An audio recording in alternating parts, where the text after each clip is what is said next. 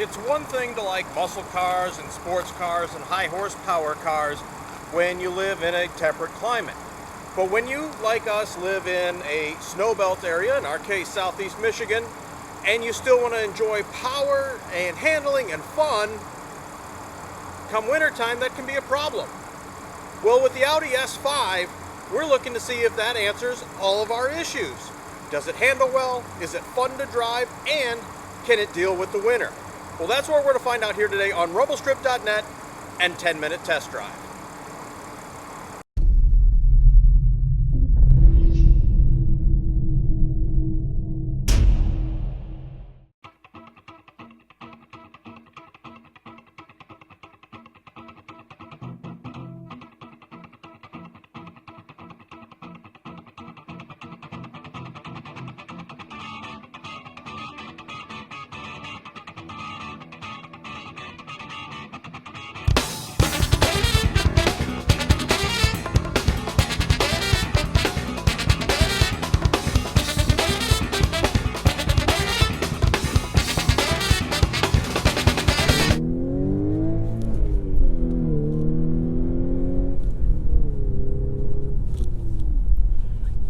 So, the Audi S5, first, right off the bat, in the week that we've had this thing has been a hero. And here's what we mean by that. There are a couple days we had weather that was atrocious. We had one particular day where it was literally snowing, raining, sleeting, icing, all at the same time. And we saw so many vehicles just going nowhere, cars off in the ditch, just everyone having problems. And this thing was amazing. Whether it was just driving normally, going up hills, I mean, you could drive this thing like it was on dry pavement. I mean, unless you really hammered the throttle like a moron, they didn't even know that the weather was bad. So between the all-wheel drive and some good winter tires, this thing was amazing. It truly was a hero of the day. So one of the things that's always going to come up in looking at the Audi S5 is, well, how does it compare to the BMW, whatever it is this week, the 4 Series, right? Or 3, 4 Series and the M versions of such. And it kind of depends on what you want. So if what you want is more truly track focused, or has the reputation of being more track focused, and you live in a climate which you don't really have to worry about bad weather, or at least snow and sleet and stuff like that, perhaps the BMW will be a better option for you if that's what you want, if you want a more hardcore vehicle. But like us, if you live in an area where that, 3, 4, 5 months out of the year, you have some shaky weather, then this is going to be a better option than BMW, simply because there are going to be times where the BMW is not going to be pleasant to drive. I don't care how good your traction control management is, and even with winter tires. This thing will just ignore however bad the weather is and keep trucking along. So let's get that out of the way first. As a vehicle, the Audi S5 is great. We have had some, I don't know, we've had a couple Audis lately. The A3 and the Q3, and they had us kind of wondering if Audi had lost the plot.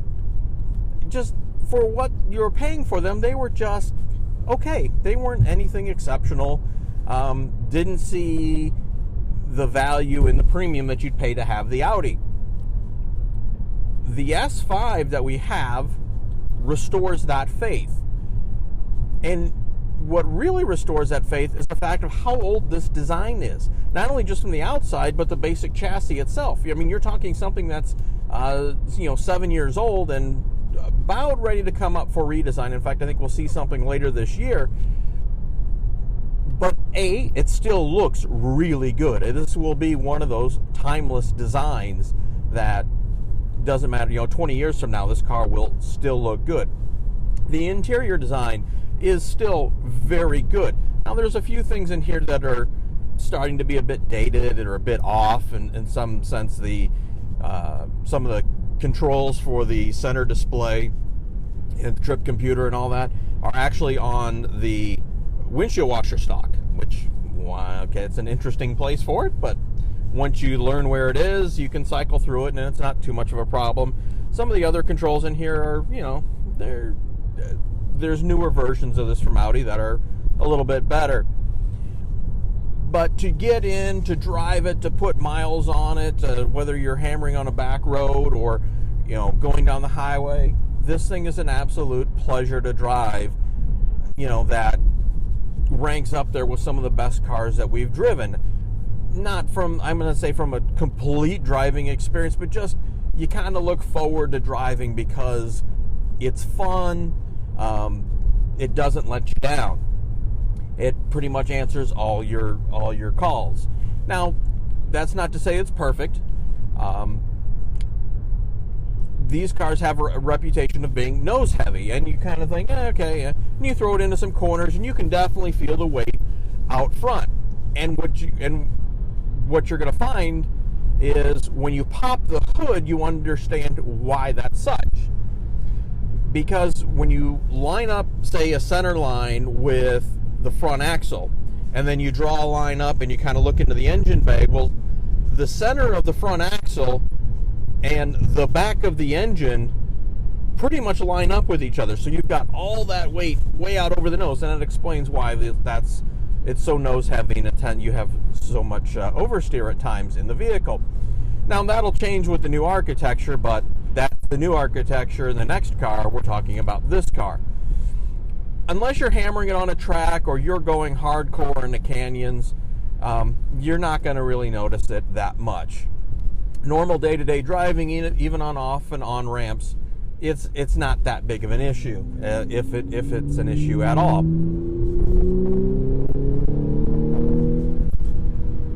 What you're going to have fun with is the motor. Now, some people lamented the loss of the V8, and it's understandable. It's a good engine, makes a really good noise, but at the end of the day, this supercharged V6 is probably a better everyday driver option. It has, as we deal with turning around here and playing with a little bit of ice and beating the traction control, it has a little bit more torque, but what it really has is a broader spectrum of torque. So just punching around in day-to-day driving, you get a little bit more shove in the back, and it's good. We like it. Does it make as good of a noise as the V8?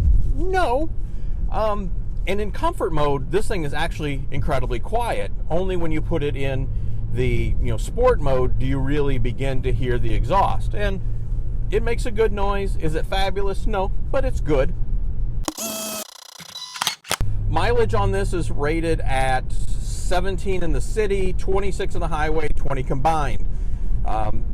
Because the weather's been so bad, we haven't really had a chance to really drive it too much for mileage, but the one highway run we got was around 24, and that's about right, because across the board we've seen EPA mileage, or what EPA mileage is, being about 2 to 3 miles per gallon under this winter, and whether that's because it's been brutally cold and the winter gas that we have. Now, understand, when I say brutally cold, what I mean is that if it were to warm up 40 degrees Fahrenheit, it still would not be above freezing.